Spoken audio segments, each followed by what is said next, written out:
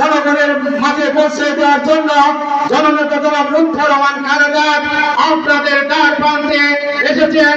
যে ব্যক্তিটি 35 বছর আপনাদের কাছে ধারে ধারে ঘুরেছেন, আপনাদের কাছে ছিল, আপনাদের পাশে থাকছে, আপনারা আপনাদের পাশে এখনো আছেন।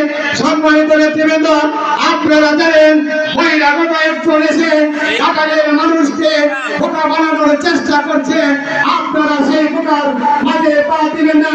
ঢাকার মানুষকে ভোট দিবেন, ধানের শীষকে ভোট দিবেন।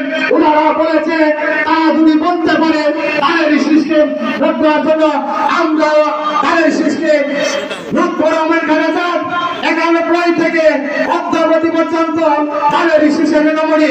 তারা বলে আমরা নাকি ধানের শীষের ভোট চাই না, আমরা ধানের শীষের মার্কা নিয়ে এসে লুৎফর রহমান খালেদা 4 বার এমপি হয়েছে, 3 বারের মন্ত্রী হয়েছে। আপনারা কি জানেন না?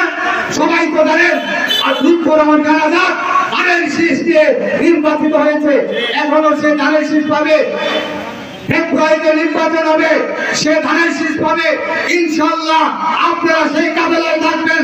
এই কথা বলে আমার সংক্ষিপ্ত বক্তব্য এখানে শেষ করতে, বাংলাদেশ জিন্দাবাদ, জাতীয়তাবাদী বিএনপি জিন্দাবাদ, শহীদ জামর হক, খালেদা জিয়া জিন্দাবাদ, আনন্দের অহংকার তারেক জিয়া জিন্দাবাদ, গর্বিত মায়ের গর্বিত সন্তান লুৎফর রহমান খালেদা জিন্দাবাদ, মাইনুল রহমান জিন্দাবাদ জিন্দাবাদ। সবাইকে ধন্যবাদ। আসসালামু আলাইকুম।